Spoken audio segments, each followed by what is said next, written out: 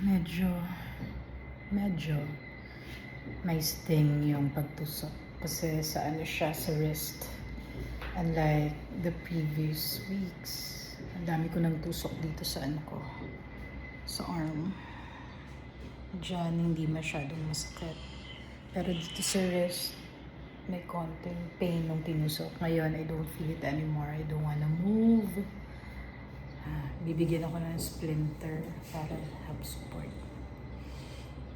So, mga 2 or 3 p.m. yung procedure. I'll be under anesthesia, pero siguro a little groggy. Kakausapin ko pa yung anesthesiologist later. Grabe yung roller coaster of emotions ever since we found out I was pregnant. Alam mo yan, ups and downs. Because I'm 48, I was scared. I know the possibility of miscarriage, but at the same time, we started getting hopeful. We started planning for it, building our tiny world around it, only to find out na it didn't even form because of, well, hindi pa final yung diagnosis kasi nga, ibabiopsy pa ako later. But yung mga kinoconsider na possibilities ng OB ko is parang ano bang tawag dun? Basta yung the embryo didn't even form because during fertilization, 2 sperms fertilized the egg. So instead of seeing 46 chromosomes, 23 from the egg and 23 from the sperm, naging may additional pang 23. So how many na yun? 46 plus 23. 9. Basta yun.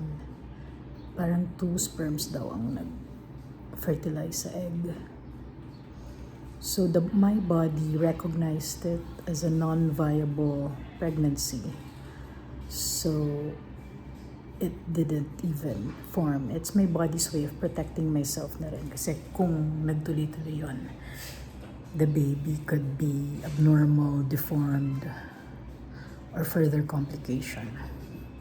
Another possibility is yung partial molar.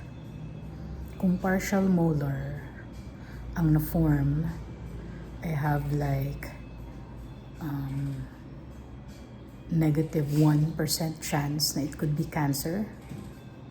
If it's a complete molar, I have like 15 to 20% chance of it being cancer. But it's the most curable form of cancer now there is, like 98 to 100% survival. So, it's a lot to take in.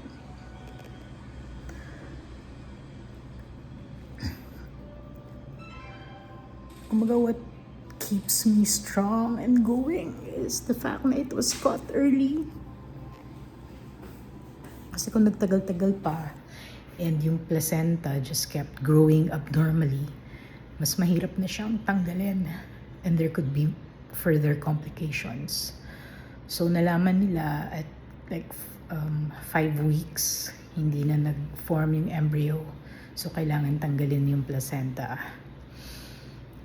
And for my uterus to be empty and for my HCG levels to be 0 again. And then 1 to 2 weeks recovery, aasahan ko raw yung ups and downs, emotions.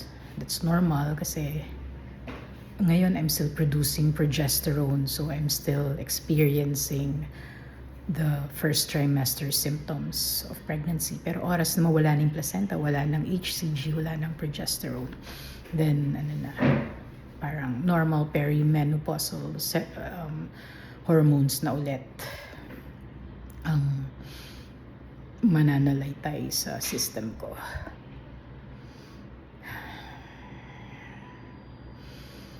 It's scary, pero